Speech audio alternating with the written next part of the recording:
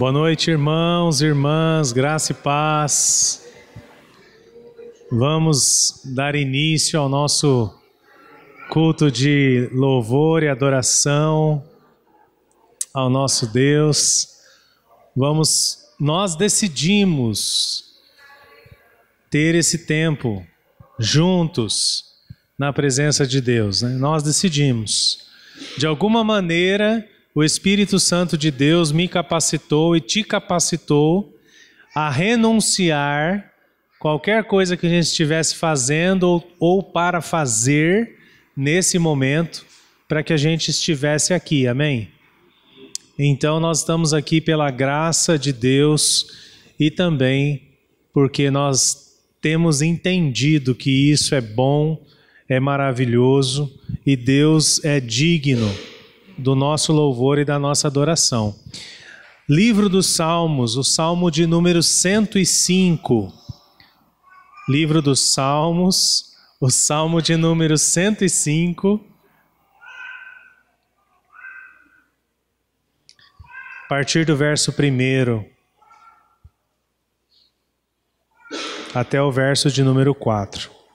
Rendei graças ao Senhor, invocai o seu nome, fazei conhecidos entre os povos os seus feitos. Cantai-lhe salmos, narrai todas as suas maravilhas, gloriai-vos no Senhor, no seu santo nome, alegre-se o coração dos que buscam o Senhor, buscai o Senhor e o seu poder, buscai perpetuamente a sua presença. Amém. Até aqui. Invocai o seu nome, rendei graças ao Senhor, buscai o Senhor, buscai o seu poder. Nós vivemos um período histórico em que na verdade sempre foi assim, né, na história humana, mas hoje nós vemos poderes concorrendo, né, pelo controle das decisões, pelo controle das vidas das pessoas, pelo controle do poder econômico, pelo controle das correntes de pensamento, pelo controle social, enfim. Nós vemos hoje muitos poderes concorrendo, né? E a palavra do Senhor diz que nós temos que buscar a Deus e buscar o seu poder. O poder de Deus, ele é suficiente. O poder de Deus que consiste na sua presença na nossa vida, o poder de Deus que consiste na minha e na sua capacidade de crer, de confiar, de entregar e de esperar nele, porque só experimenta mesmo o poder de Deus quem crê em Deus e crê que ele é suficiente para fazer tudo aquilo que a gente precisa. A palavra de Deus deixa bem claro que há uma graça que é comum a todas as pessoas. Na verdade, a todo o universo, uma graça comum. Eu estava esperando que hoje chovesse muito, e você? Eu também estava, acho que todos nós estávamos. Teve crente que contou que ia chover e decidiu não vir na igreja, tenho certeza disso. Teve mais fé de que ia chover do que fé para vir à casa do Senhor. É o crente de açúcar, né? Se chover não dá para vir na igreja, como se aqui a gente fosse ficar no relento, né? Tá certo que essa igreja nasceu no relento, né? O nosso teto eram as estrelas, no quintal da casa da nossa irmã Nice, que ainda nem era pastora, depois veio a se tornar pastora junto comigo. Mas hoje nós temos tantas condições para experimentar o poder de Deus sendo revelado de uma maneira especial, que é de forma pessoal. A graça comum é para os justos e para os injustos.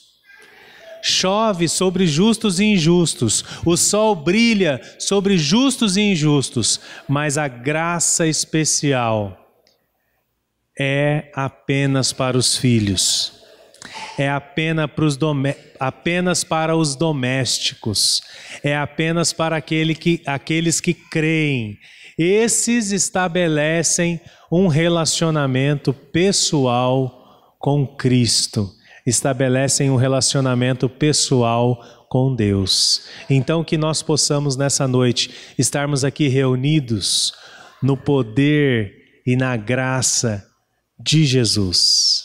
Que o seu coração tenha sido arrebatado mesmo para fazer aquilo que Deus quer para a sua vida e não aquilo que alguém disse que você precisa fazer, ou muito menos que o seu coração esteja inclinado a fazer. Amém? Vamos orar? Vamos orar e colocar a nossa vida.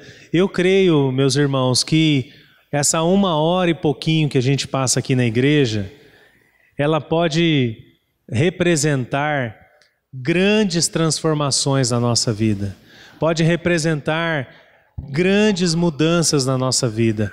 Podem representar o ambiente e a oportunidade da gente ter algo tratado, curado no nosso coração, da gente ter também a graça de sermos contemplados por Deus com um milagre, com uma providência, com algo que a gente tem buscado e a gente tem entendido que só Deus mesmo pode fazer por nós.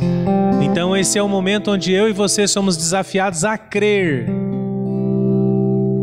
Você está aqui, a maioria de nós enxerga bem, a gente consegue se comunicar, a maioria de nós também tem autonomia, veio com suas próprias pernas. Isso é bênção, isso é bênção.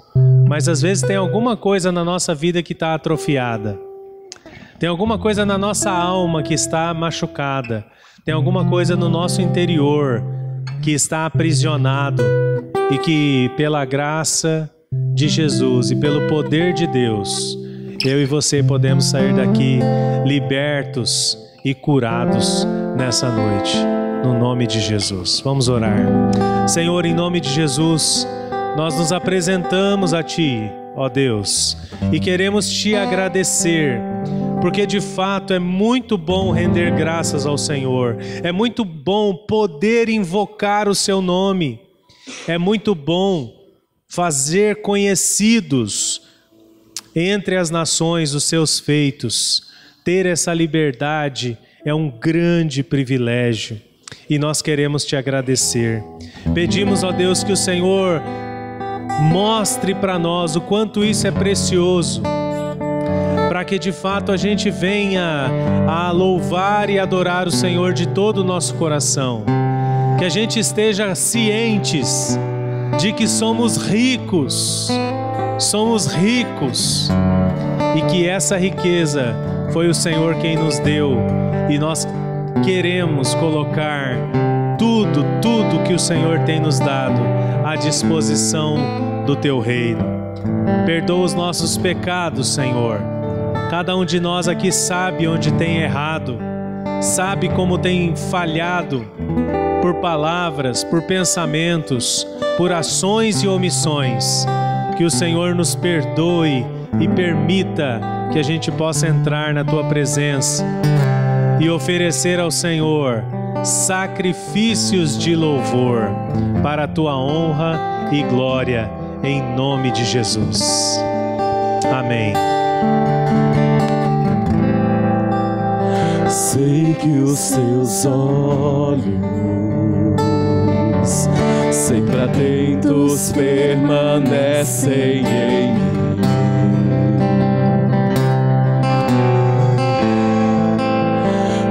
Os Seus ouvidos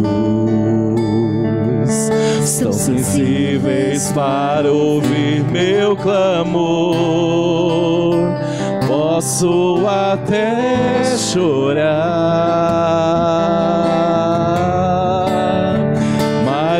alegria vem de manhã. És Deus de perto e não de longe, nunca mudaste, tu és fiel.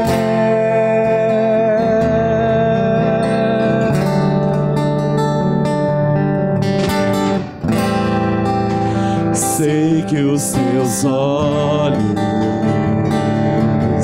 sempre atentos permanecem em mim,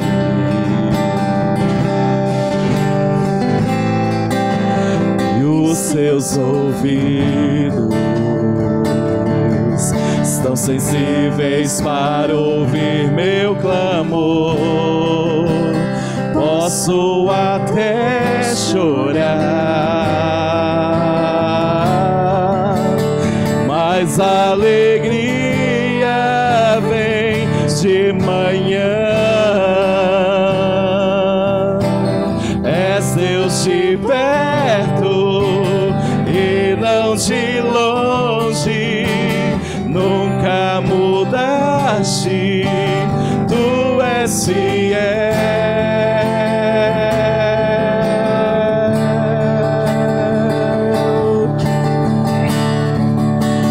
Deus de aliança, Deus de promessas, Deus que não é homem pra mentir.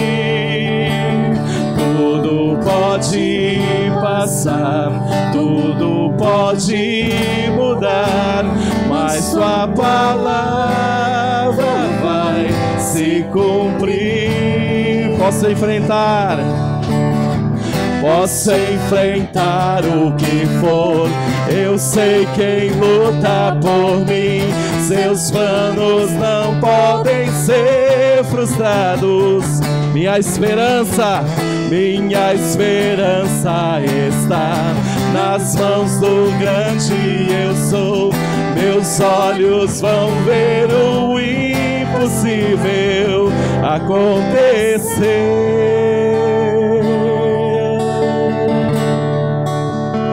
Deus de aliança, Deus de promessas, Deus que não é homem pra mentir.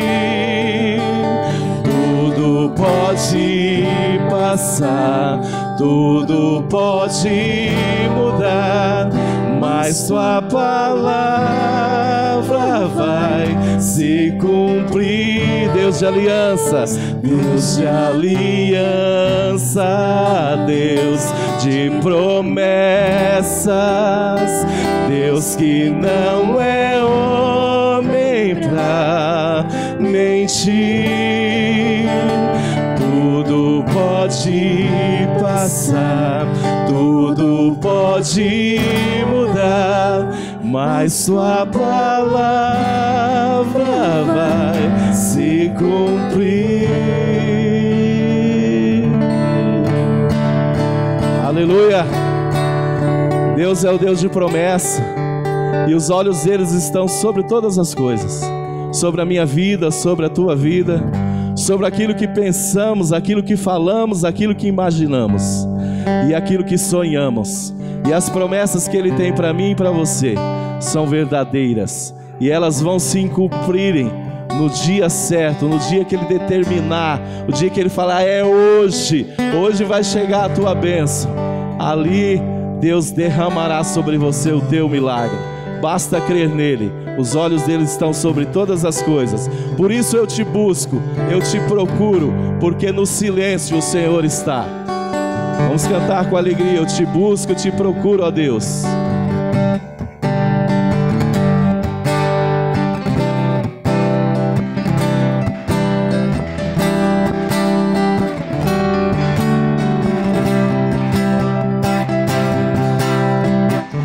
Te busco, te procuro, ó Deus. No silêncio tu estás. te busco, toda hora espero em ti, revela-te a mim. Conhecer-te eu quero mais. Senhor, te quero ouvir tua voz. Senhor, te quero mais. Quero tocar-te, tua face eu quero ver. Senhor, te quero mais. Prosseguindo, para o alvo eu vou. A coroa conquistar.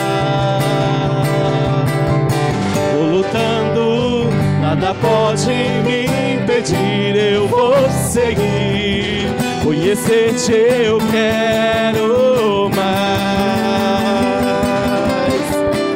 Senhor, te quero ouvir tua voz. Senhor, te quero mais.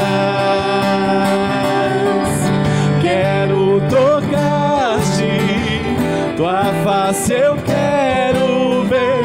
Senhor, te quero mais. Prosseguindo, para o alvo eu vou. A coroa conquistar. Vou lutando, nada pode me impedir. Eu vou seguir, conhecer-te eu quero mais. Senhor, te quero ouvir tua voz. Senhor, te quero mais. Quero tocar-te, tua face eu quero ver. Senhor, te quero mais.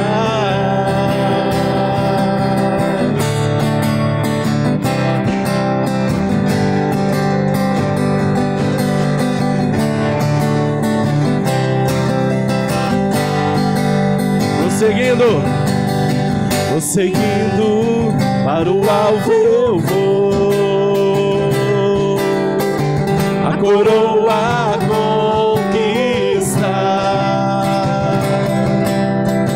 Vou lutando, nada pode me impedir. Eu vou seguir, conhecer-te eu quero mais. Senhor, te quero ouvir tua voz. Senhor, te quero mais.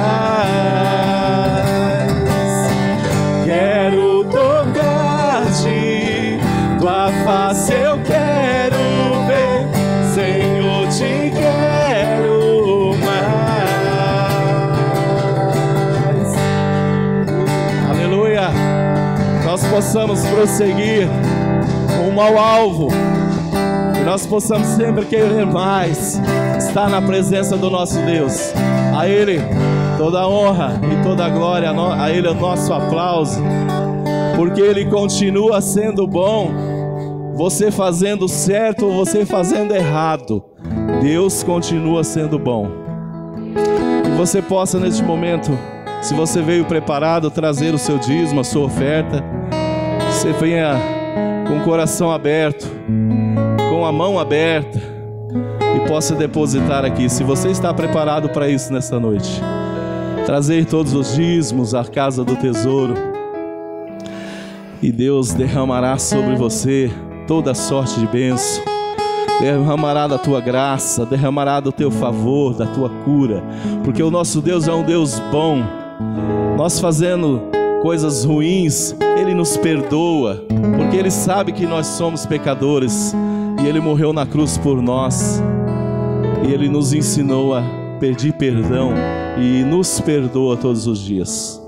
Louvado seja o nome do nosso Deus.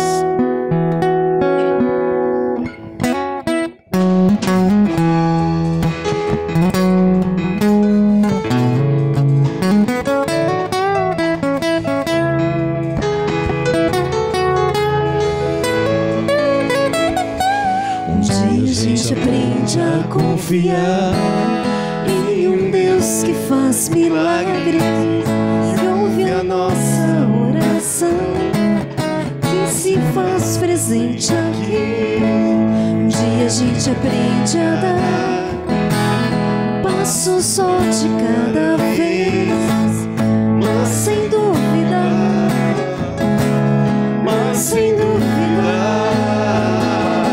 Ele continua sendo bom, Ele continua sendo Deus, Ele continua sendo bom, Ele continua.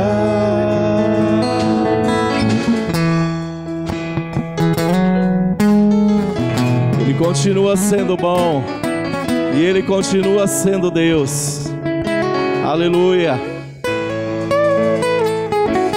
Então chega o dia de viver tudo que se aprendeu e a enxergar até o que não se pode ver. Chega o dia de entender, até ouvir o não de Deus, mas sem dúvida, mas sem dúvida, Ele continua sendo bom, Ele continua sendo Deus, Ele continua sendo bom, Ele continua, Ele continua sendo bom, Ele continua sendo Deus, Ele continua sendo bom, Ele continua.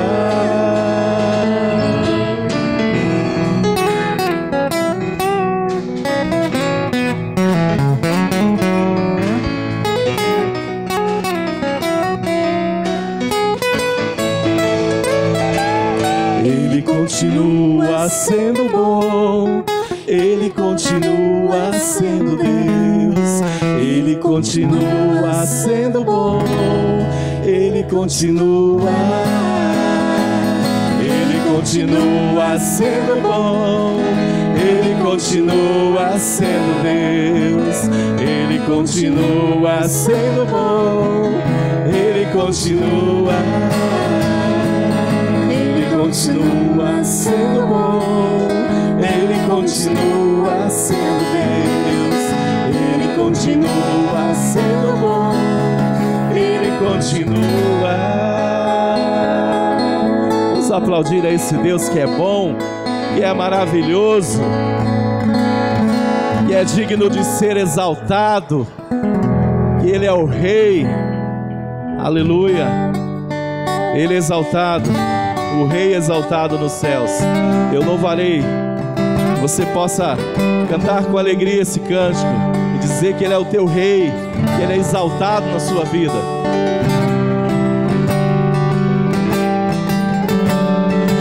Ele é exaltado, o Rei exaltado nos céus. Eu louvarei, Ele é exaltado para sempre, exaltado seu nome. Louvarei,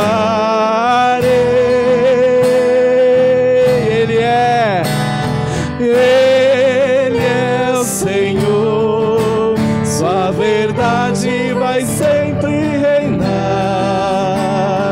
Terra e céus glorifiquem seu santo nome.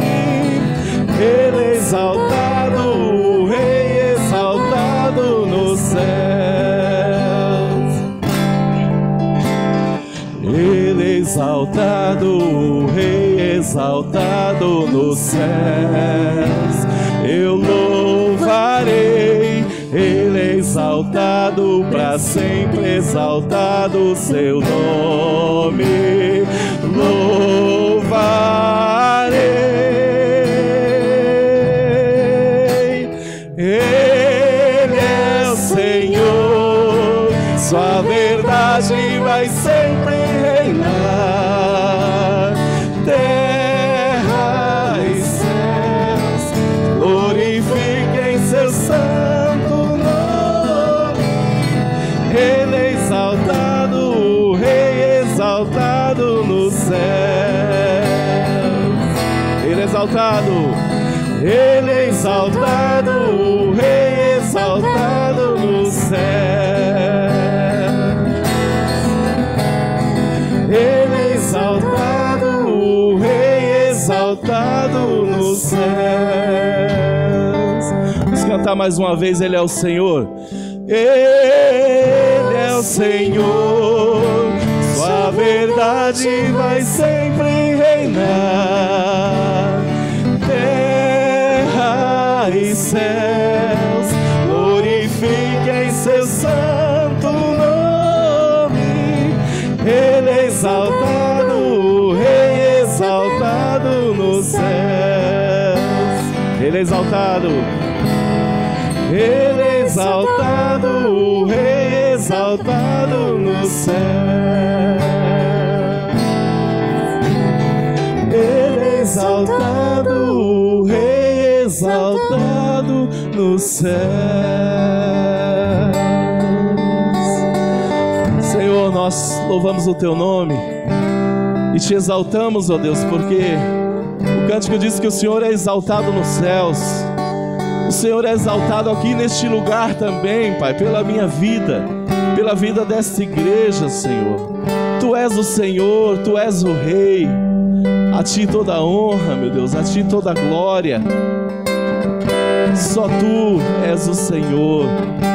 Só Tu tem a graça, Pai, que salva. Não é pela lei, não é pela força, mas é pela Tua graça. A Ti, ó Deus, é o nosso louvor, a nossa adoração, Deus. Tu és digno de louvor. Louvado seja o Teu nome, Jesus. Aleluia. Podeis sentar-vos.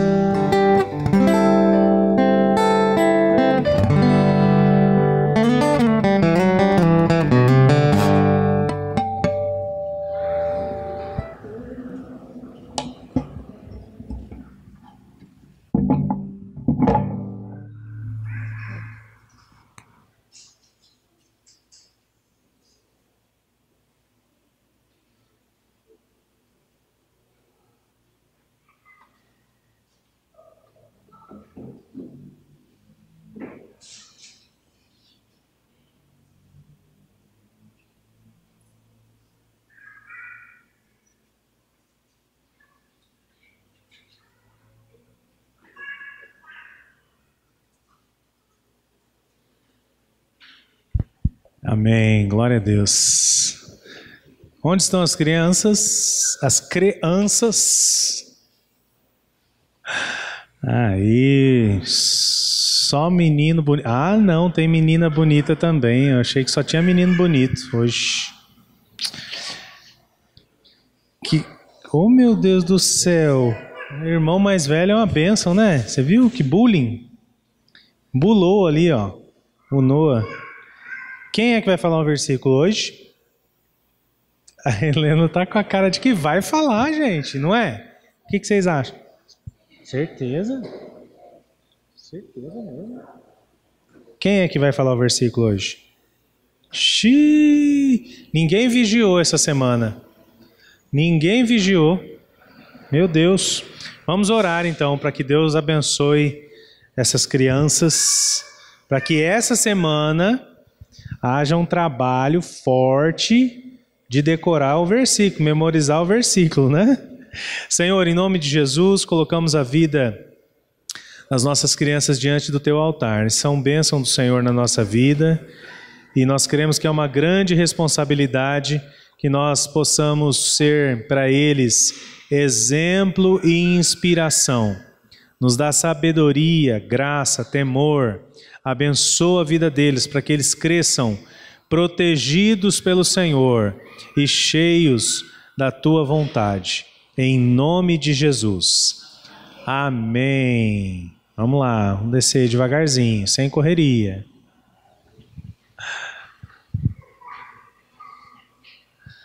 Amém. Nós vamos continuar, irmãos. Nós iniciamos uma nova série de mensagens para esse mês, o mês de julho.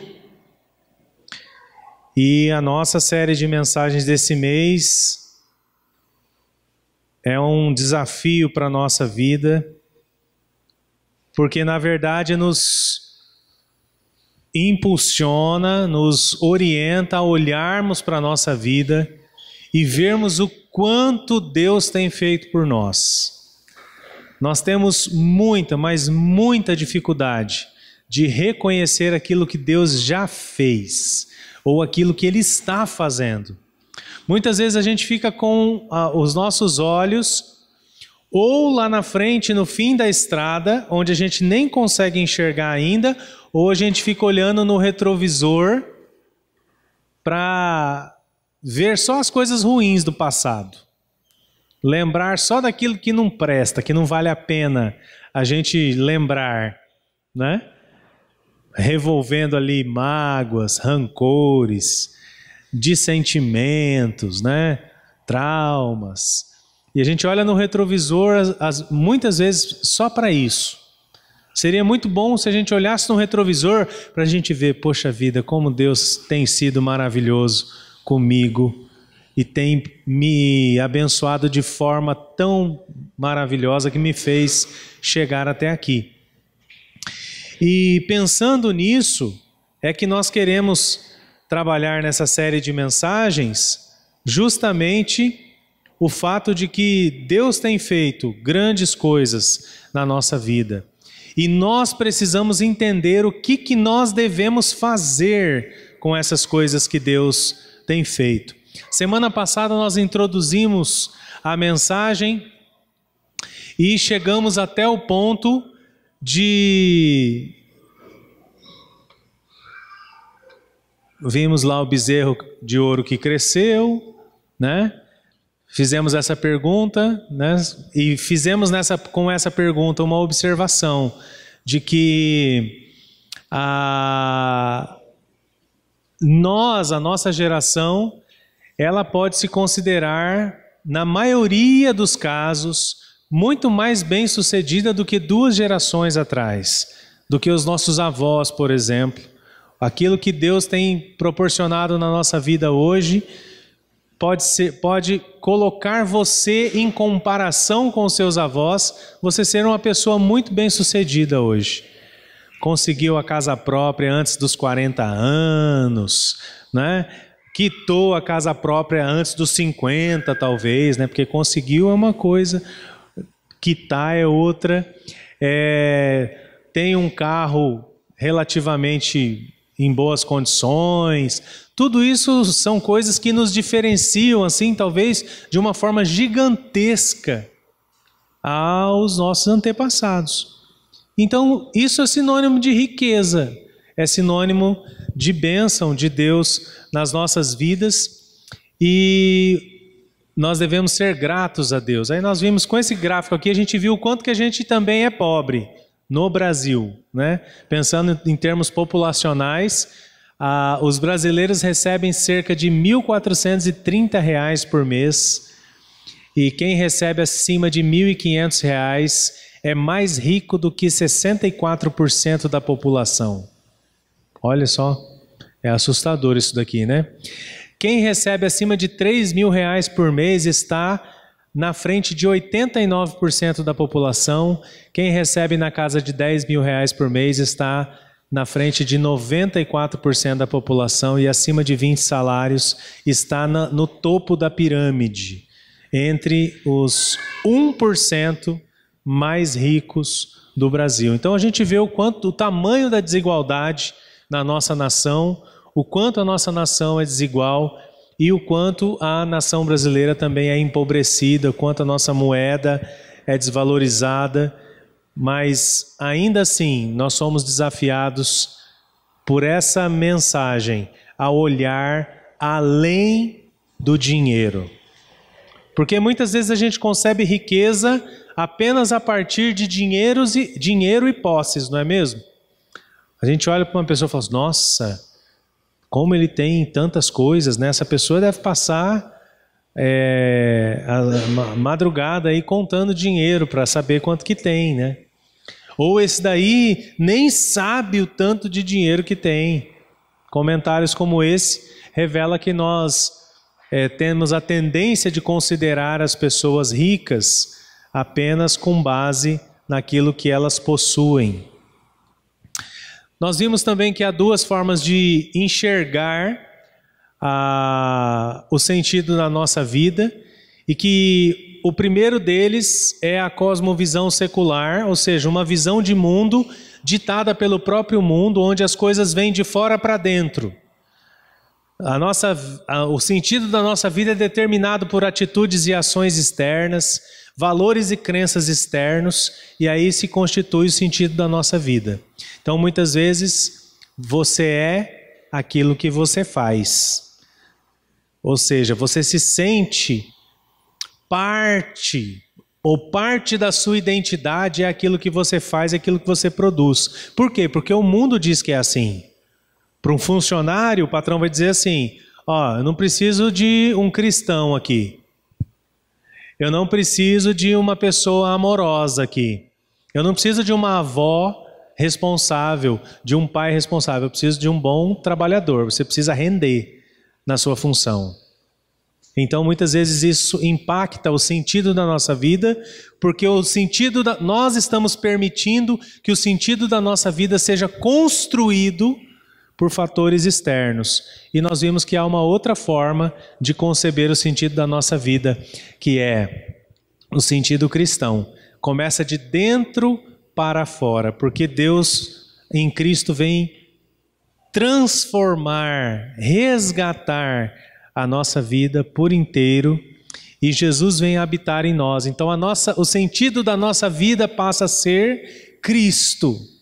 E a partir daí, os nossos valores e crenças são determinados, e as nossas atitudes e ações são determinadas com base em Cristo Jesus. A nova vida que Ele proporciona para nós. Bom, lembrando desses fatos, a nossa ideia é dizer que nós devemos ser ricos servindo intencionalmente. O nosso primeiro tópico que a gente vai trabalhar hoje. Servindo intencionalmente. O que basicamente é servir intencionalmente? Eu não sei se é comum para você sair de casa para trabalhar na segunda-feira. A maioria das pessoas fazem isso, independentemente do horário que sai, se é meio período, se não é, se o horário é flexível, se não é. Saímos para trabalhar e você pensa assim: eu quero muito ajudar uma pessoa estranha hoje. Ou você pega lá no seu cofrinho e separa um dinheirinho aqui no bolso e fala: eu quero ajudar alguém carente hoje. Ou eu vou fazer aquela visita que eu estou devendo para aquele familiar que eu só encontro no velório, no casamento, mas eu não tenho ido na casa dele. Isso é servir intencionalmente, é viver com a intenção de servir. É não deixar com que as coisas aconteçam ocasionalmente na nossa vida e a gente fique perdido sem saber o que fazer. Então, ser rico em Deus é a gente considerar tudo aquilo que Deus tem feito pela nossa vida e colocar a nossa vida à disposição de Deus e dizer assim: Senhor, eu quero te servir com tudo aquilo que eu sou e com tudo aquilo que o Senhor tem me dado. Servir intencionalmente é ter consciência do nosso potencial para fazer as coisas. Talvez a gente consiga ter uma noção. Daqui uns dias vai ser ela que vai estar batendo geral em mim aqui para encontrar a chave do carro, né? Tá chegando. Servir com intencionalidade tem a ver com estarmos conscientes de todo o nosso potencial para abençoar as pessoas que estão ao nosso redor. E talvez a gente só consiga ter uma dimensão disso se a gente lembrar quantas vezes a gente se esquivou de fazer alguma coisa por alguém nesse último mês ou nessa última semana. Quantas vezes você se esquivou? E é para os de dentro de casa e os de fora de casa. Quantas vezes você se fingiu de samambaia, você fingiu que não era com você, quantas vezes você ignorou intencionalmente uma situação onde você sabia que você podia contribuir, ajudar, abençoar de alguma maneira. Então a gente vai por eliminação, né? Para a gente entender o que é servir intencionalmente, a gente precisa começar considerando as situações em que a gente evita intencionalmente. Porque ali residia uma oportunidade da gente servir intencionalmente. E mais do que isso, quando nós servimos intencionalmente, a gente planeja as nossas ações.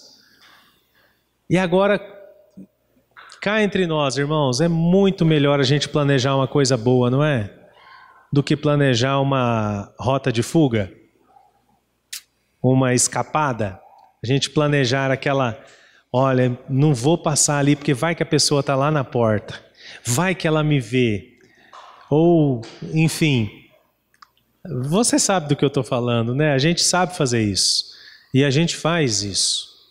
Então, a palavra de Deus vem falar para nós que nós devemos servir intencionalmente a Deus e as pessoas. A nossa vida tem que ter essa utilidade. E eu quero novamente, nós precisamos ler esse texto, 1 Timóteo 6, de 3 a 19. Eu vou tentar fazer a leitura da forma mais dinâmica possível, porque ele fundamenta toda a nossa série de mensagens. Se alguém ensina outra doutrina e não concorda com as sãs palavras do nosso Senhor Jesus Cristo e com o ensino segundo a piedade, é enfatuado, nada entende, mas tem mania por questões e contendas de palavras que nascem inveja, provocação, difamações, suspeitas malignas, altercações sem fim, por homens cuja mente é pervertida e privados da verdade, supondo que a piedade é fonte de lucro. De fato, grande fonte de lucro é a piedade com contentamento, porque nada temos trazido para o mundo, nem coisa alguma podemos levar dele, tendo sustento e com que nos vestir, estejamos contentes. Ora, os que querem ficar ricos caem em tentação e cilada, e em muitas concupiscências insensatas e perniciosas, as quais afogam os homens na ruína e perdição. Porque o amor do dinheiro é a raiz de todos os males, e alguns nessa cobiça se desviaram da fé e a si mesmos se atormentaram com muitas dores. Deixa eu ver se mudou ali. Eu estou tentando fazer as duas coisas aqui.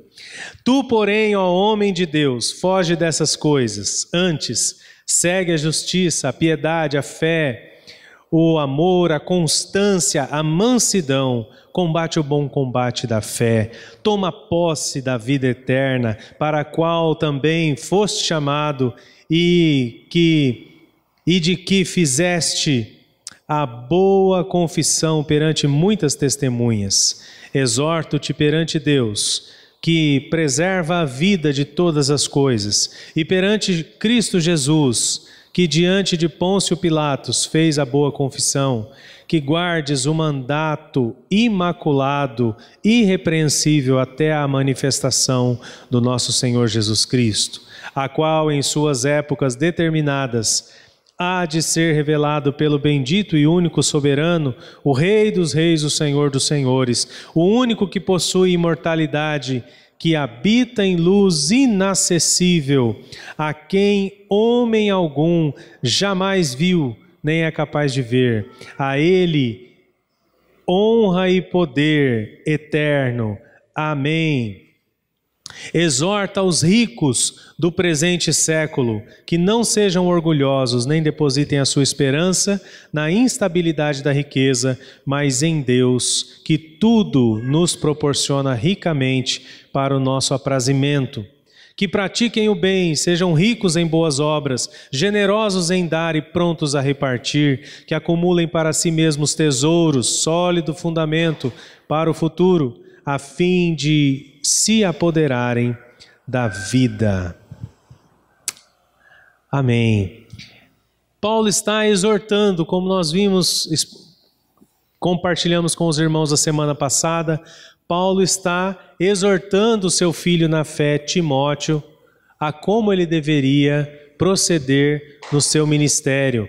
E ele encoraja a Timóteo, ele aconselha a Timóteo, ele fala para Timóteo, alerta Timóteo das características do lugar onde ele está pastoreando. É como se, de repente, o pastor José enviasse uma carta para mim.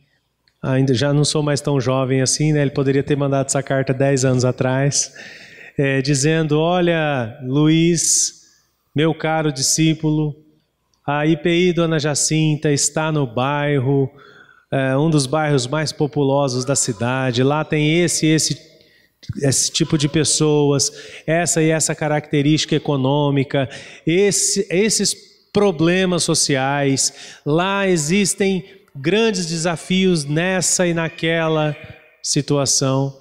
Paulo está fazendo isso, Paulo está pastoreando a Timóteo e ele está dando a ele vários conselhos. No versículo 12, Paulo diz: combate o bom combate da fé, toma posse da vida eterna, para a qual também foste chamado. E esse é o ponto-chave do texto, e é a partir dele que a gente vai prosseguir. Paulo está dizendo assim: você está aí não para se envolver com as coisas desse mundo. Você está aí para combater o bom combate da fé. Paulo está dizendo para ele: você vai ter que escolher as suas lutas. Você vai ter que escolher as suas guerras com base nessa orientação. A sua luta, ele está praticamente parafraseando coisas que ele já escreveu lá em Romanos, coisas que ele já escreveu em outras cartas, dizendo assim: a nossa luta não é contra carne e sangue. A nossa luta não é contra o nosso irmão, a nossa irmã. A nossa luta não é contra pessoa alguma. A nossa luta é contra principados e potestades. A nossa luta é espiritual. E a nossa arma é a palavra de Deus, é a oração, é a santificação. É mantermos a nossa mente sã e nutrida com a palavra do Senhor. Não são as armas desse mundo, não são as armas que o inimigo muitas vezes usa contra a gente. Eu acredito, irmãos, que nós nos perdemos muito no campo de batalha, porque a gente confunde quem é o nosso inimigo verdadeiro. E a gente também confunde as armas que nós temos que utilizar. E a gente muitas vezes revida, porque somos carnais também, muitas vezes nós revidamos utilizando as armas do nosso inimigo espiritual. Então Paulo ele deixa isso muito claro a Timóteo, para que Timóteo seja consciente do seu ministério, para que Timóteo seja consciente da sua missão. O próprio Senhor Jesus diz que aquele que põe a mão no arado não deve, não pode olhar para trás. Não pode se envolver e se distrair com as coisas desse mundo. Paulo está dizendo para Timóteo: para você desenvolver bem o seu ministério, você tem que ter intencionalidade em tudo aquilo que você for fazer. A intencionalidade, ela acontece a partir do momento que a gente prova as nossas ações, a gente prova as nossas convicções com uma pergunta: por que é que você faz isso mesmo? Por que é que você está fazendo isso dessa maneira? Por que é que você está fazendo isso agora? Por que que você não fez antes? E aí a gente vai questionar aquilo que nos motiva. A gente vai tentar entender aquilo que está nos movendo. Porque a intencionalidade é justamente isso. O que é que te move a fazer aquilo que você faz? Seja bom ou seja ruim. O que é que nos leva a fazer aquilo que nós temos feito? E aí Paulo vai dizer para Timóteo: tenha cuidado com aquilo que te move. Tenha cuidado com as suas motivações. E aí ele destaca entre o verso 3 e o verso 5, dizendo: se alguém ensina outra doutrina e não concorda com as sãs palavras do nosso Senhor Jesus Cristo e com o ensino segundo a piedade, é enfatuado, nada entende, mas tem mania por questões e contendas de palavras que nascem inveja, provocação, difamações, suspeitas malignas, altercações sem fim, por homens cuja mente é pervertida e privados da verdade, supondo que a piedade é fonte de lucro. Paulo está falando, irmãos, de uma corrente filosófica que era muito presente na sociedade de Éfeso, onde Timóteo estava pastoreando. Ele está falando dos sofistas, e os sofistas eram, me perdoem aí os que gostam dos coaches, mas o sofista era um tipo de coach daquela época, era um tipo de influencer daquela época. Não era influencer digital, mas era um tipo de influencer, porque eles discutiam, eles se reuniam para discutir o sentido das coisas e fazer discursos filosóficos, e eles arrastavam multidões.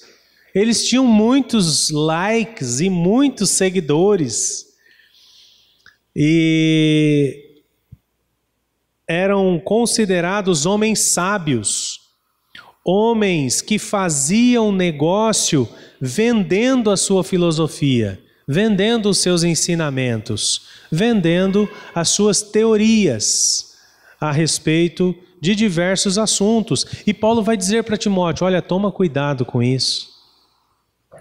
Não deixa isso entrar na igreja, não deixa aqueles que Deus tem levado até você, para você pastorear, serem enredados, presos por esse tipo de comportamento, e nem por esse tipo de ensinamento, porque essas pessoas, elas estão mais preocupadas em levantar questionamentos, contendas, gostam de debater, gostam do contraditório, do debate.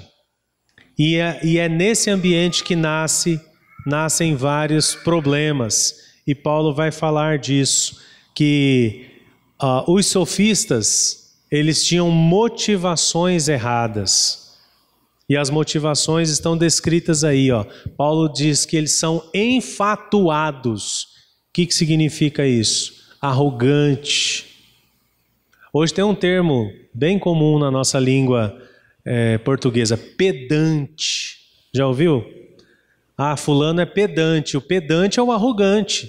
É a pessoa que chega achando que sabe tudo. E a palavra dele é a última palavra. A opinião dele sempre é a melhor. E ninguém pode contrariar, ninguém pode questionar. É o enfatuado. O desejo desse homem é apresentar a si mesmo. Ele não está preocupado em nada em resolver problema. O enfatuado, o pedante. Ele não está nem um pouco preocupado com o resultado. Ele só quer falar dele. Ele só quer dizer o quanto ele é bom. Você conhece gente assim, não? Que chama você para conversar, mas ela só quer uma oportunidade para falar dela? Conhece? Olha, eu ia ter que tirar o sapato aqui para contar, né? Enche os dedos da mão e vai para os pés. Tem muita gente assim, que chama a gente para conversar, mas a pessoa só quer uma oportunidade para falar dela. Eu já vi pregador no púlpito que não abriu a Bíblia, mas só contou experiências ministeriais que ele teve com Deus, na conferência não sei aonde, visitando não sei quem, pregando no congresso tal, e não sei o que lá, e não tinha Jesus na pregação. Ele era o Messias, né? Porque ele estava falando na primeira pessoa, como se ele é que efetuava as coisas, ele que fazia, o poder estava nele. Paulo diz, toma cuidado com isso. São pessoas que têm motivações erradas. Às vezes elas não estão fazendo isso por maldade, sabia? Às vezes não estão fazendo por maldade. Às vezes nem sabem que estão fazendo isso. Mas estão sendo movidos por alguma coisa, por algum sentimento, por alguma emoção ou por alguma convicção que é errada, que a finalidade não é glorificar a Deus. Outro grupo são dos especuladores, que nasce aí mesmo dentro desse grupo maior, se preocupa mais com o argumento do que com a vida, se preocupa mais em vencer a discussão do que com a pessoa que está do outro lado. Nós temos que tomar cuidado com isso, irmãos. Nós não podemos nos deixar levar pela disputa, pelo amor à disputa, mas nós temos que sempre lembrar quem é que está do outro lado. E sabe o que a palavra de Deus fala a respeito de quem é que está do outro lado? Fala que é uma pessoa que a gente tem que amar. A palavra de Deus diz que quem está do outro lado, estou dizendo do outro lado, estou falando é a pessoa com quem a gente discute muitas vezes.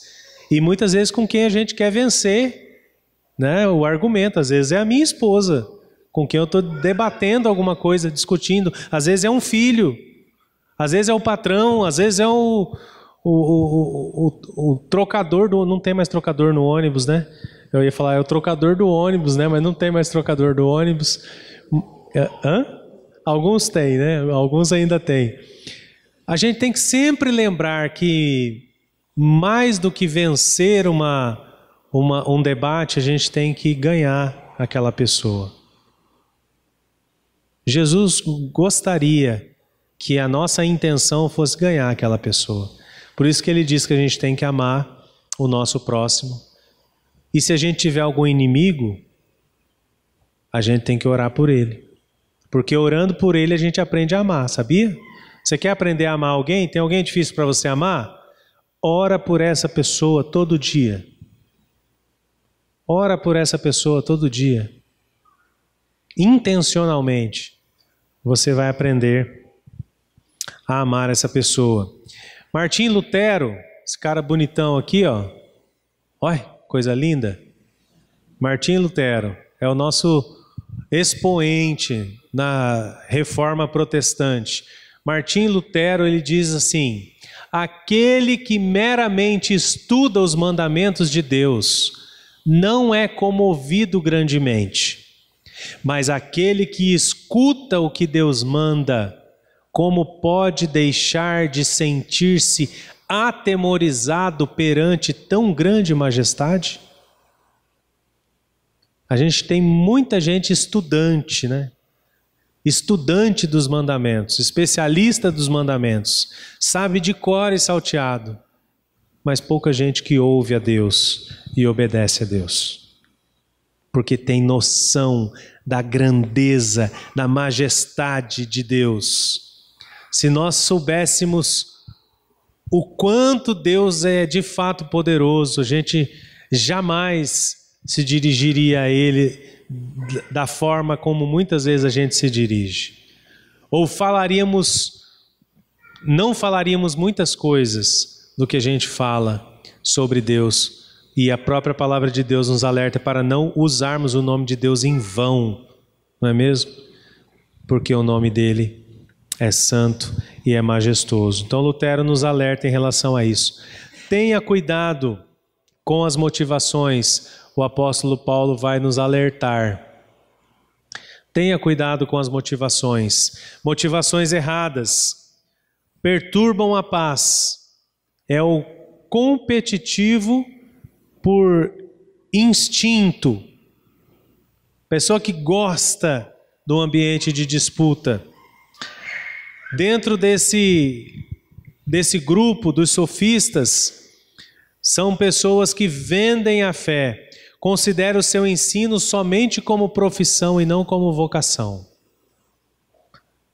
Então estão ensinando, mas querem uma retribuição. Estão servindo, mas querem reconhecimento. Estão fazendo, mas têm que receber glória. Então não é para Deus e nem é com a motivação certa. É com a motivação errada, porque não agem como se fossem chamados e vocacionados por Deus. Paulo alerta Timóteo a respeito desse perigo. De fato, grande fonte de lucro é a piedade com o contentamento, porque nada temos trazido para o mundo, nem coisa alguma podemos levar dele, tendo sustento e com que nos vestir estejamos contentes. Irmãos, esse versículo é, no mínimo, inquietante. Esse versículo ele é inquietante, porque nós temos que lembrar em que contexto que Paulo está falando isso. Paulo está falando num contexto onde ele está preso, e daquela prisão ele não vai sair vivo, ou melhor, ele vai sair para ser morto num lugar público, numa estrada. Paulo foi morto na Via Ostia, em Roma, um lugar público, uma estrada, na beira de uma estrada, ele foi decapitado. E ele está naquela prisão e eu fico imaginando como eram as prisões naquela época e o tipo de assistência que tinha. Então, para ele ter o que vestir e comer já é motivo de ser a pessoa mais bem servida do mundo. E ele está falando para cristãos perseguidos, ele está falando para um jovem pastor que está pregando o evangelho, plantando uma igreja num lugar hostil, num lugar cercado de vãs filosofias, num lugar difícil de convencer as pessoas de que a mensagem do evangelho realmente é importante. As pessoas impregnadas por um monte de doutrina, um monte de deuses, de cultos e de modos de viver. Paulo está dizendo para Timóteo, olha, foca naquilo que é importante. Valoriza aquilo que você tem. Não tenha ambições que não sejam aquilo que Deus tem colocado no seu coração. Não permita que o seu coração vagueie por aí, flertando com coisas que não são para você. Paulo usa esse termo, contentamento, que é autarkeia, né, em grego. Para os filósofos estoicos, é o significado de autossuficiência. Olha que interessante isso, gente, se não dá um nó na nossa cabeça, mas ao mesmo tempo pode nos ajudar muito. Autossuficiência não é ter tudo o que a gente quer. Autossuficiência é estarmos contentes com tudo o que a gente tem. Olha isso, gente. Olha isso. Autossuficiência não é ter tudo o que a gente quer, que a gente acha que precisa. Ah, mas quando eu tiver essa lavadora, quando eu tiver esse carro, quando eu tiver essa condição financeira, quando eu tiver essa conta bancária, esse saldo na conta bancária, aí eu vou ser autossuficiente, aí eu vou andar com a cabeça erguida, com o peito estufado, aí eu vou chegar na roda dos meus amigos lá no futebol, ou eu vou chegar lá com as minhas amigas e vou poder me sentir bem. E o segredo é muito mais simples do que a gente imagina. O segredo é o contentamento. Por isso que Paulo vai dizer assim, de fato, a piedade com o contentamento é grande fonte de lucro. Porque eu olhar para a minha vida, você olhar para a sua vida e enxergar tudo aquilo que Deus já tem feito e a gente dizer assim, poxa, que bênção, eu estou satisfeito, eu estou contente. Se Deus achar que eu preciso de mais alguma coisa, eu confio que Ele vai prover, que é lá o Salmo 23. O Senhor é o meu pastor, e há uma tradução que diz assim, e eu não tenho falta de nada. De nada tenho falta. Eu olho ao meu redor e não sinto falta de nada, porque o Senhor é o meu pastor. Amados, isso é maravilhoso. Paulo chama a atenção de Timóteo e a nossa atenção, e ele diz assim, para os cristãos, é quando nós escapamos da escravidão das coisas materiais e vivemos contentes com o que Cristo Jesus fez por nós. É vivermos como quem está indo para o céu, não é vivermos como quem acha que o céu vai ser aqui na terra. É vivermos contentes, esperando a justiça de Deus se manifestar na glória e não aqui. Talvez você pense assim, eu tenho uma causa na justiça e estou esperando essa causa se realizar, porque aí eu vou ficar contente. Olha, talvez você parta. Talvez você parta antes dessa causa ser julgada. E aí? Será que entra alguém descontente no céu? Será que entra alguém zangado no céu? Será que entra alguém insatisfeito no céu? Será que entra algum avarento no céu? Jesus diz que é mais fácil um camelo. Eu nunca vi um camelo pessoalmente, mas eu acho que o bicho é grande. É mais fácil um camelo passar pelo buraco de uma agulha do que um rico entrar no reino dos céus. O que é que tem motivado o nosso coração? O que é que tem movido as nossas vidas? Versículos 9 e 10. Ora, os que querem ficar ricos caem em tentação e cilada e em muitas concupiscências insensatas e perniciosas, as quais afogam os homens na ruína e perdição. Porque o amor do dinheiro é raiz de todos os males, e alguns, nessa cobiça, se desviaram da fé e a si mesmos se atormentaram com muitas dores. O dinheiro não é a raiz do mal, mas o amor ao dinheiro é. Paulo deixa bem claro isso. Ele diz assim, os que querem ficar ricos caem em tentação e cilada e em muitas concupiscências, muitos desejos insensatos e perniciosos. Quando a gente lê o livro do Eclesiastes, a gente vê a narrativa do autor do pregador. Ele se intitula o pregador, né? O Kohelet, aquele que prega, aquele que anuncia. E ele conta a história de alguém como se ele fosse alguém que tivesse todo o poder econômico nas mãos, todo o poderio militar nas mãos, todo o poder político nas mãos. Tudo aquilo que os seus olhos pudessem ver, ele podia conquistar. Você já se imaginou com um poder desse?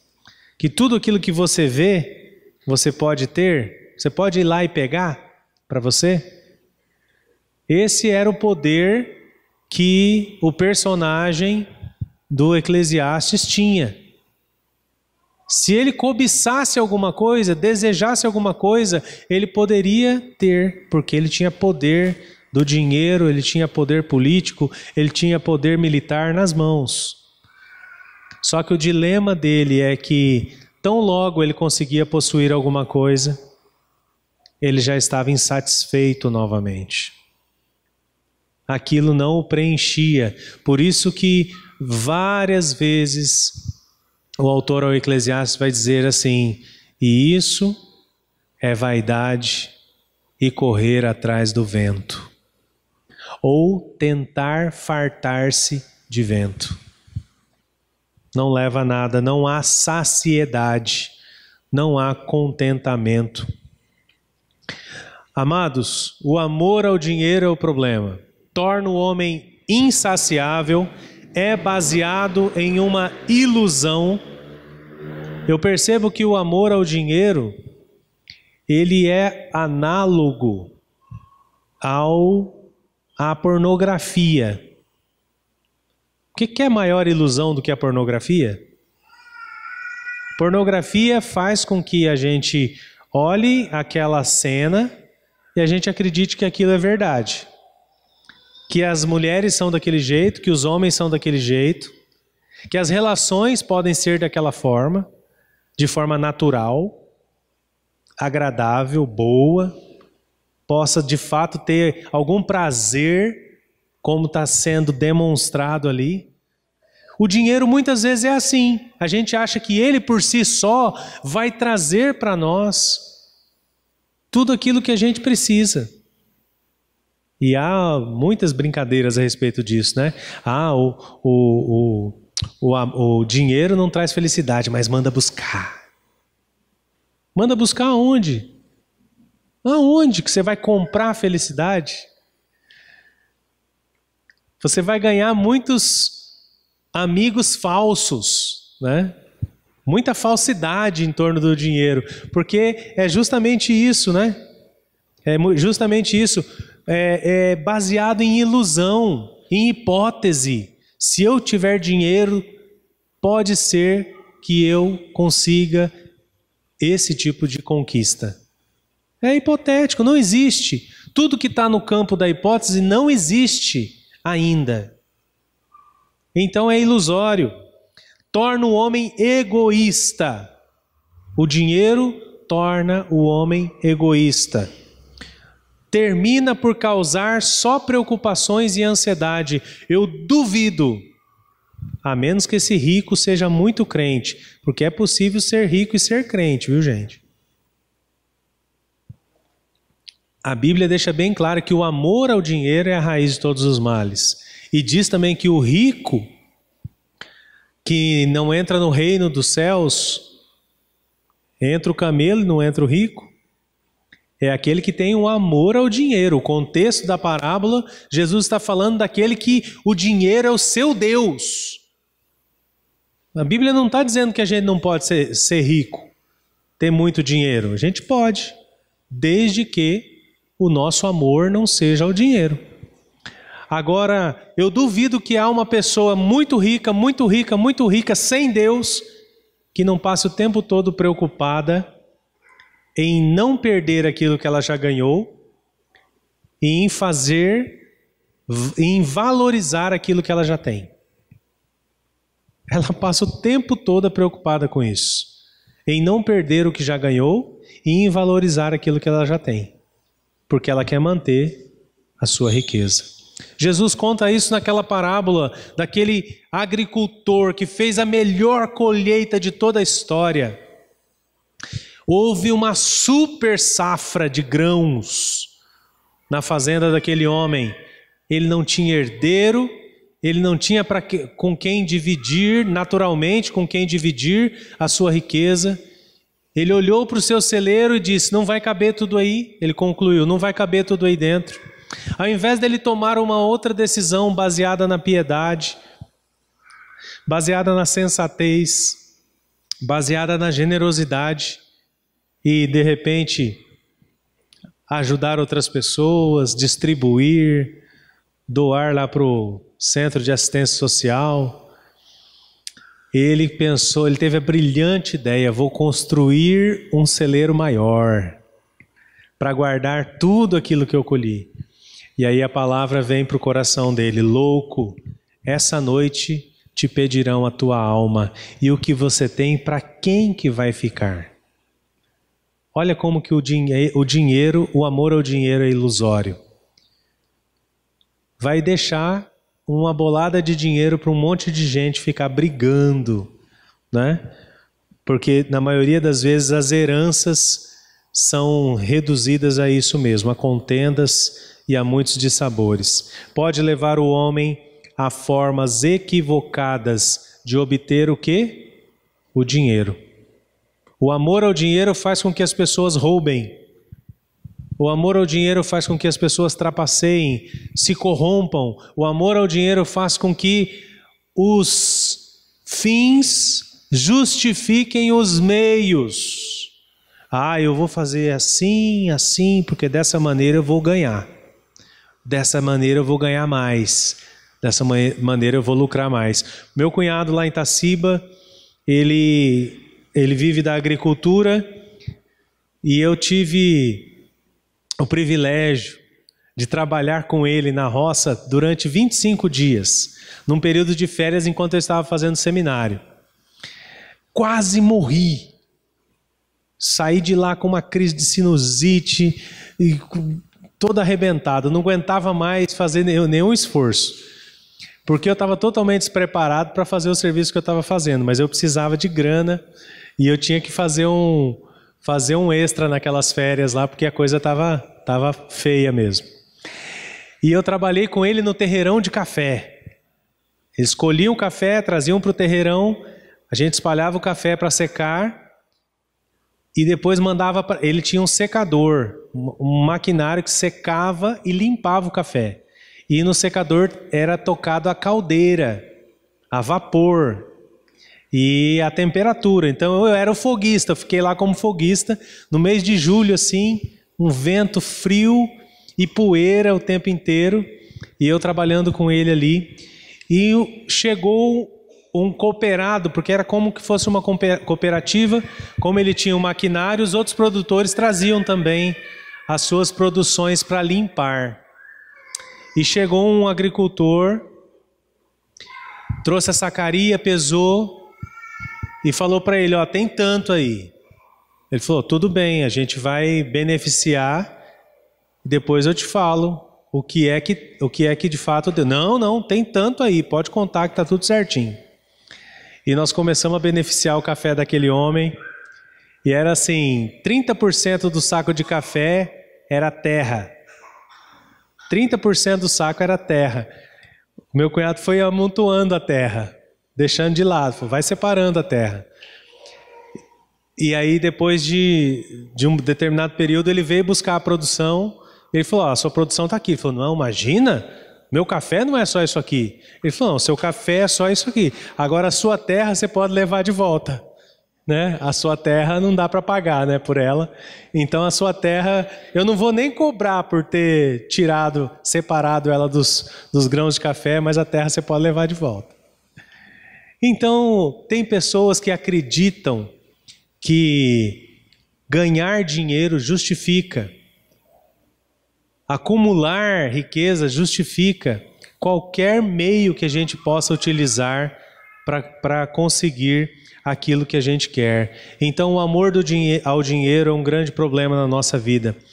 Barclay, um teólogo e escritor cristão, ele diz o seguinte: é um dever cristão tentar ser independente, poder pagar as dívidas, prover uma casa, um lar e oportunidades para a família, provendo prudentemente para o futuro, mas avaliar tudo em termos de dinheiro, fazer com que o amor ao dinheiro seja a força principal de nossas vidas, nunca pode ser mais que o mais perigoso dos pecados.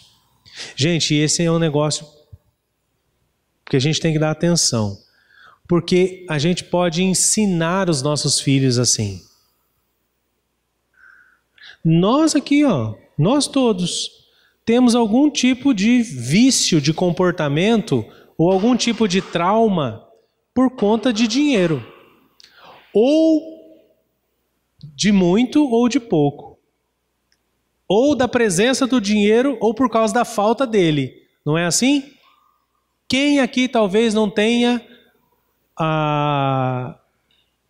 assombrações, pensamentos que te atormentam, por exemplo, quando você pensa em passar algum tipo de privação, alguma necessidade. É claro, ninguém gosta de passar necessidade, mas tem gente que entra em pânico. Eu tenho um amigo mais velho que eu, que ele entra em pânico quando ele pensa que ele vai aposentar e a aposentadoria dele pode não ser suficiente para ele viver.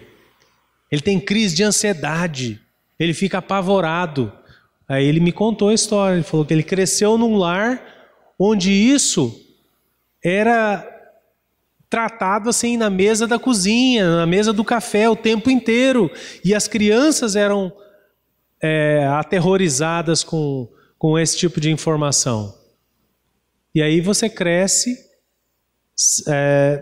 achando que você tem que ganhar dinheiro de qualquer maneira, a qualquer custo, porque você não pode passar necessidade, ou porque se você não fizer isso, você vai passar necessidade, e isso se torna um grande mal, uma grande barreira na nossa vida. Tenha cuidado com as motivações. O que é que motiva o seu coração?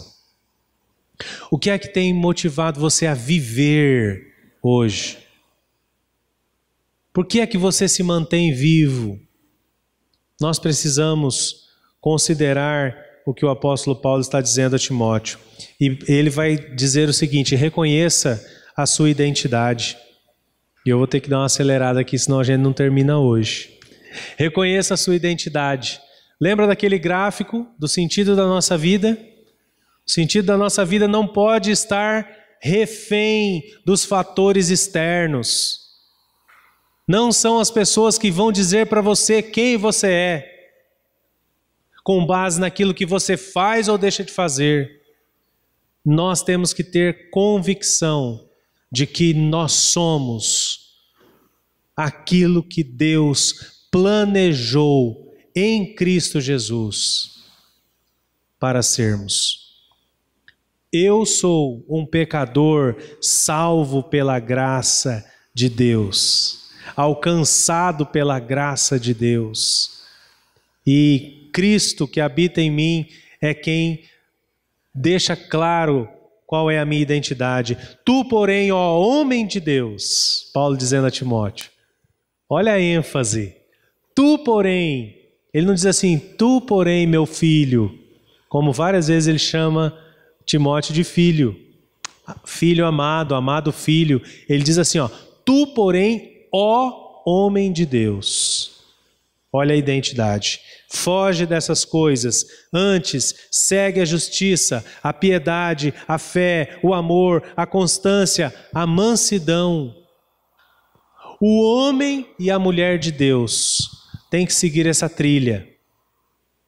O homem e a mulher de Deus têm que seguir, não os sofistas lá atrás, cheia de blá blá blá, de contendas, de discussões, de teorias.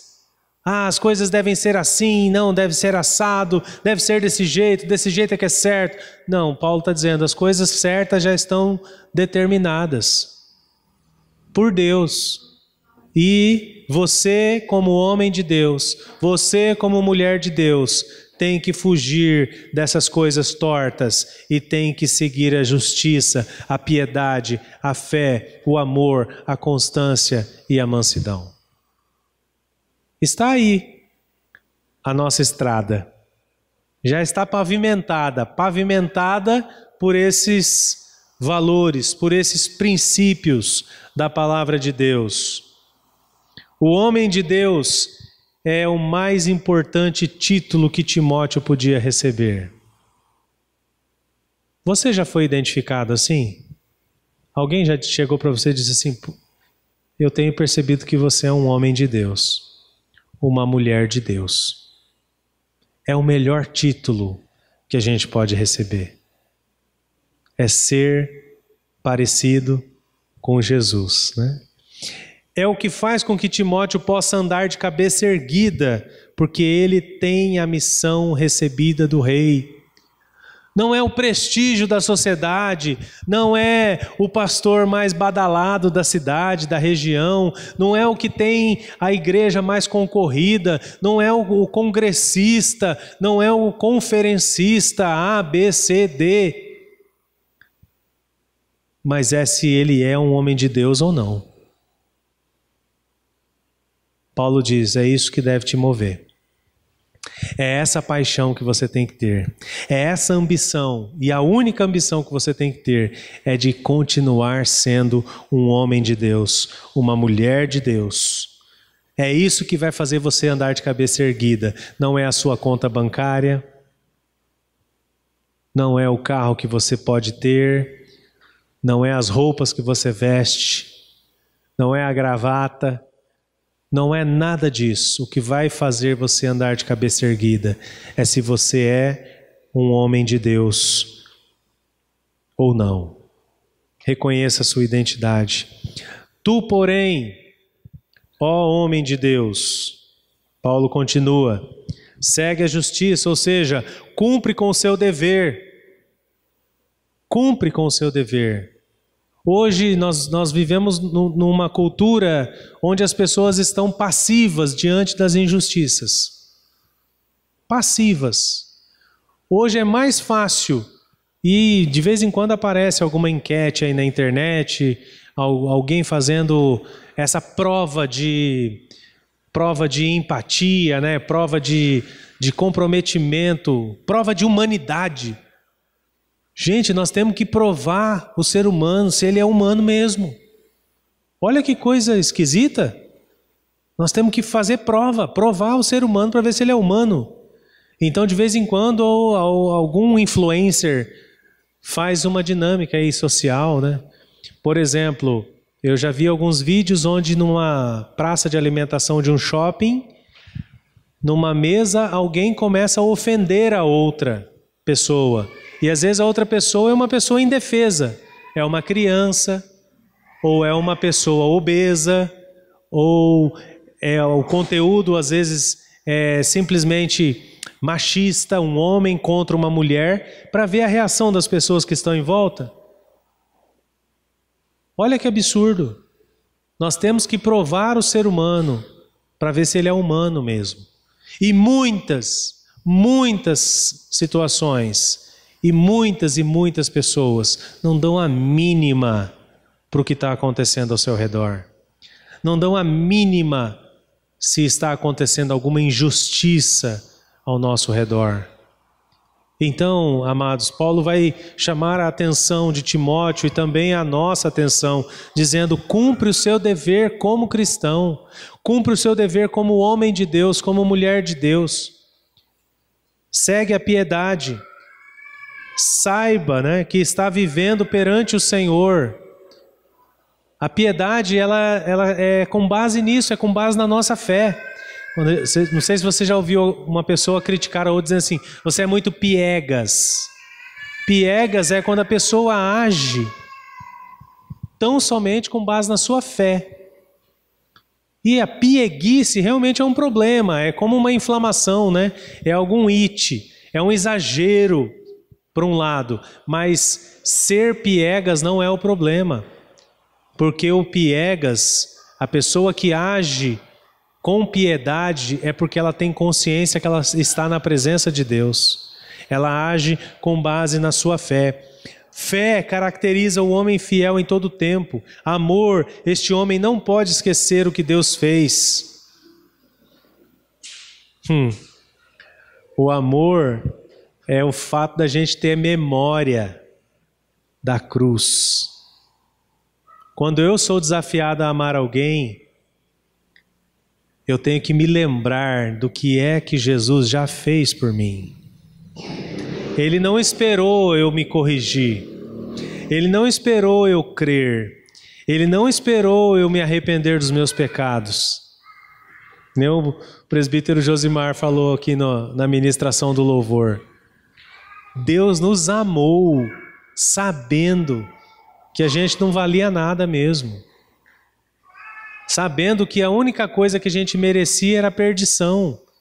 Deus nos amou. Então, quando eu sou desafiado a amar alguém e a perdoar alguém, eu tenho que ativar a minha memória e lembrar daquilo que Deus já fez por mim.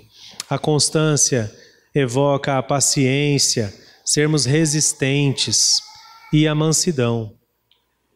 Amados, reconheça a sua identidade.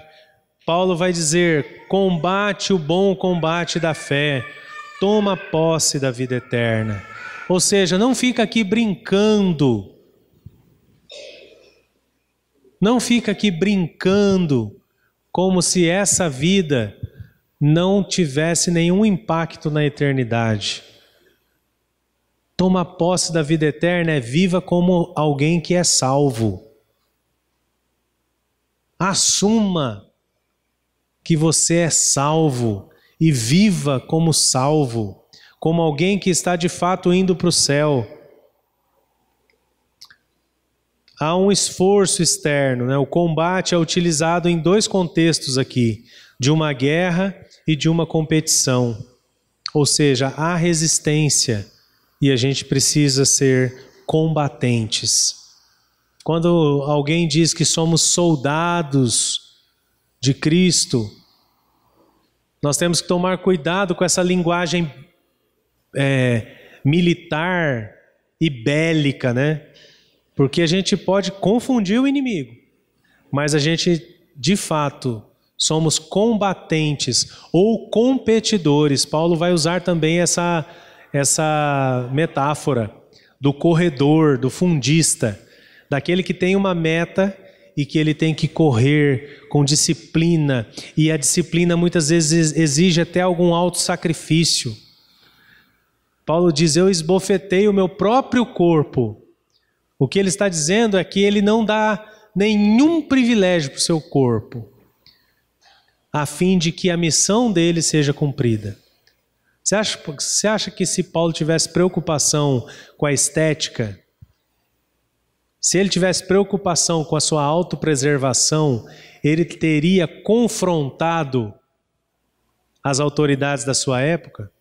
Ele teria levantado mesmo a bandeira do evangelho? Era muito melhor ele ficar quietinho. Ele falou assim: eu não estou nem aí o que vai acontecer com o meu pescoço ou com a minha cabeça, mas eu corro com disciplina a carreira da fé, né? Eu me esforço, tomando posse da vida eterna. João Calvino vai dizer isso, né? Que a fé dispensa o mérito, mas não dispensa o esforço. Reconheça a sua identidade, não se esqueça. São os versículos finais desse tópico, e que ele vai falar a respeito, ele vai enaltecer a pessoa de Cristo e a pessoa de Deus, para a qual também foste chamado, e que fizeste a boa confissão perante muitas testemunhas. Exorto-te perante Deus, que preserva a vida de todas as coisas, perante Cristo Jesus e diante de Pôncio Pilatos, fez a boa confissão, que guardes o mandato imaculado, irrepreensível, até a manifestação de nosso Senhor Jesus Cristo, a qual em suas épocas determinadas há de ser revelada pelo bendito e único soberano, o Rei dos reis, o Senhor dos senhores, o único que possui a imortalidade, que habita em luz inacessível, a quem homem algum jamais viu, nem é capaz de ver. A Ele honra e poder eterno. Amém.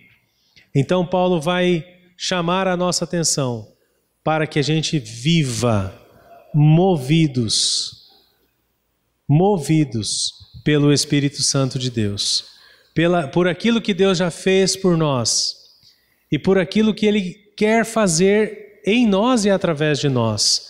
Que nós tenhamos uma vida onde a intencionalidade lá da missão de Deus, que é salvar a humanidade, passe pela minha vida e passe pela sua vida e alcance a quem Deus quer alcançar. Não existe cristão sem missão. No mundo, ou a gente é missionário, ou a gente é campo missionário. Não tem um meio termo. E o que você é? Você é alguém que ainda precisa ser alcançado pelo Evangelho? Ou você é alguém que tem consciência da sua missão e está intencionalmente servindo no reino de Deus, para que outras pessoas conheçam o amor de Jesus? Você não deve se preocupar com o que vai acontecer se você falar de Jesus para alguém. Não se preocupe com isso. Sabe por quê? A obra é de Jesus. A obra é do Espírito Santo. É Deus quem vai fazer isso. Você não deve escolher quem é que... para quem é adequado ou não falar do amor de Jesus, se essa pessoa vai dar importância ou não, porque a obra é do Espírito Santo. E o apóstolo Paulo está chamando a nossa atenção nessa noite, dizendo: não sejam apegados. Fala, Timóteo, para os ricos. Fala para os ricos, para que eles sejam humildes, para que eles confiem em Deus e para que eles desfrutem daquilo que Deus tem dado, que eles não vivam controlados e presos pela ambição às coisas materiais. Então, amados, que eu e você possamos pensar durante essa semana. Nós temos uma semana toda aí pela frente.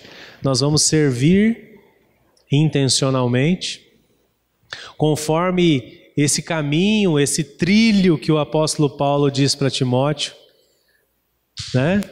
O trilho que é a justiça, a piedade, a fé, o amor, a constância, né? Olha aí. São as características do homem e da mulher de Deus. Nós devemos servir a Deus com intencionalidade. Amém? Deus vai dar oportunidade para você fazer isso, hein? Vamos ver como é que você vai se comportar, hein? Se você vai fugir ou se você vai servir. Vamos orar sobre isso? Eu queria aproveitar essa oportunidade para a gente orar também por questões de enfermidade, alguma causa, alguma necessidade que você queira apresentar diante de Deus. Talvez você tenha sido assolado, você se encontra talvez cansado, esgotado por uma determinada demanda e você gostaria de pedir para que Deus intervisse nessa situação. Queria convidar você para vir aqui à frente, para nós orarmos juntos, para a gente colocar isso diante do altar do Senhor, porque nós cremos que o poder de Deus é suficiente para mudar qualquer realidade. Então, se você tem algo que você quer colocar diante de Deus, traga aqui diante do altar do Senhor. Não é diante de mim, mas é diante do altar do Senhor. E eu creio que Deus pode fazer algo surpreendente na nossa vida, na nossa história, na nossa família, até mesmo na nossa vida financeira. Às vezes os nossos problemas estão relacionados com isso.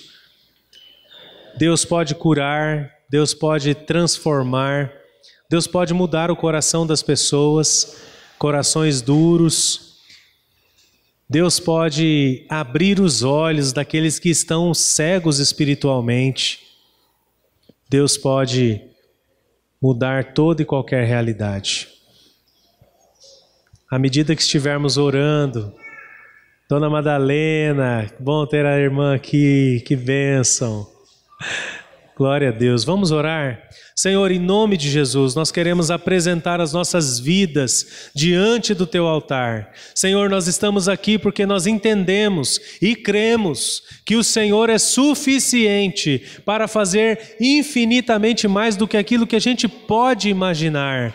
Isso é o que a Tua palavra diz e nós temos vivido, ó Deus, experiências tremendas, maravilhosas com o Senhor na nossa história. Por isso eu quero pedir a Tua bênção, ó Deus, sobre a vida de cada um, ó Deus, que está aqui nessa noite. O Senhor conhece os seus corações, sabe, ó Deus, quais são as demandas, quais são as necessidades, onde é que está doendo, quais são, ó Deus, as dificuldades e aquilo que nós queremos, ó Deus, a Tua ajuda. Nós precisamos do Teu auxílio, precisamos da Tua bênção, precisamos da Tua direção, precisamos de sabedoria do Senhor para lidarmos com essas situações.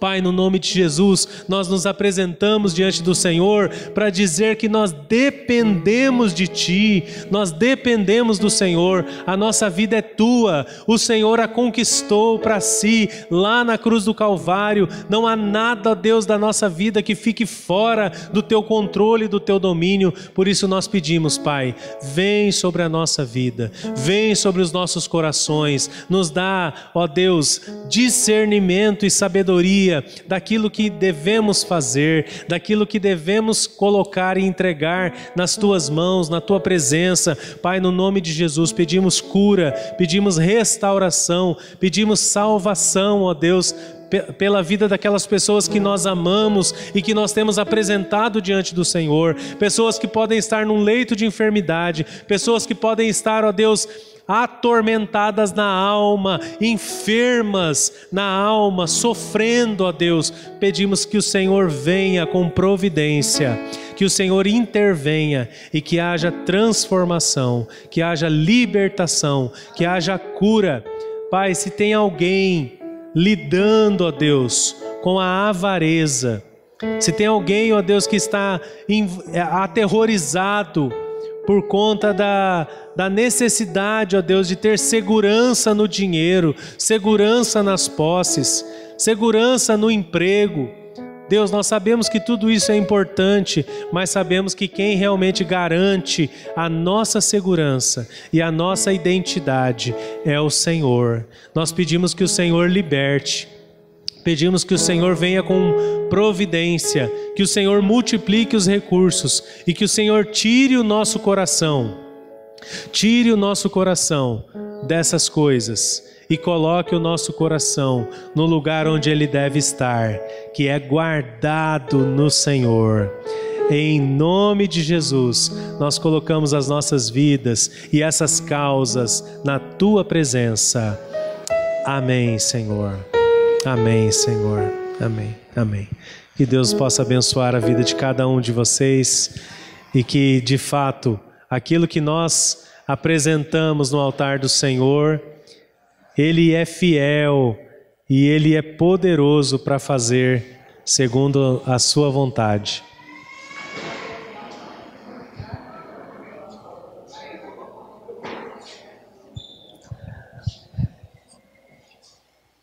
Amados, nós já estamos chegando ao final do nosso culto e antes da gente encerrar, nós queremos homenagear os nossos diáconos e diaconisas que estão em atividade. Dequinha, Cidinha, a Maria e a Rosana são os nossos diáconos que têm servido aqui na igreja, têm sido obedientes ao chamado de Deus para a vida deles, foram eleitos, pela Assembleia da Igreja e hoje se comemora, né, no meio presbiteriano independente, o dia do diácono e da diaconisa. São só eles que servem, gente? Não, né? Claro que não. Nós fazemos parte de uma igreja onde as pessoas sentem liberdade para servir.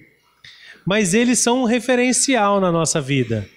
Eles são um referencial de obediência, de compromisso, são um referencial de pontualidade, são um referencial de cuidado, de zelo. Vocês acham que eu dou conta de cuidar da igreja, cuidar de você mesmo, das pessoas? A gente não dá conta. Nós somos um corpo e a gente trabalha em sincronia e com isso o reino de Deus é edificado, né? Então eu quero agradecer a Deus em nome do conselho e também em nome da igreja agradecer a Deus pela vida de vocês. Maria, Rosana, Cidinha, Dequinha, vocês são uma bênção na nossa vida, na vida dessa igreja, e nós queremos orar. Eu quero chamar o presbítero Josimar, vai orar. A Dalila vai entregar para vocês um mimo, espero que não dê briga. Então, não vamos nem fazer muita propaganda, porque eu acho que não tem para todo mundo. Então, a Dalila vai entregar, pode entregar já, amor? O mimo, né, para vocês, que é apenas uma forma de vocês lembrarem desse reconhecimento e do quanto a vida de vocês é importante. Uma salva de palmas, irmãos, para os nossos diáconos, diaconisas. Amém. Louvado seja Deus pela vida dos nossos irmãos. E o nosso desafio, acho que vale a pena a gente lembrar disso. O nosso desafio é estar formando sempre novas pessoas, né? Despertando mais e mais pessoas para servir, seja na ação diaconal, seja também no presbiterato, seja nos ministérios, né? Nós temos aí os colaboradores do Ministério Infantil, que são tão importantes, né? E tantas outras áreas que a gente tem necessidade na vida da igreja. Então, dentro daquele autoexame da intencionalidade, Deus está te chamando para fazer o quê? E o que você está fazendo com esse chamado, né? Então vamos pensar nisso. O presbítero Josimar vai orar, agradecendo a Deus pela vida dos nossos diáconos. Estender as nossas mãos. Deus, está aqui os teus filhos, meu Deus, que têm prazer em te servir neste lugar. Que o Senhor continue abençoando a saúde, a mente, o físico, meu Pai, o espiritual deles, ó Deus. Que o teu Espírito Santo possa vivificá-los todos os dias, Pai. Que a tua bondade, ó Deus, seja com eles todos os dias. O amor, ó Deus, que eles têm por esta igreja, por esta obra, que continue mais e mais. Nós agradecemos ao Senhor por estas vidas em nome de Jesus. Amém. Amém. Obrigado, irmãos. Podem se assentar.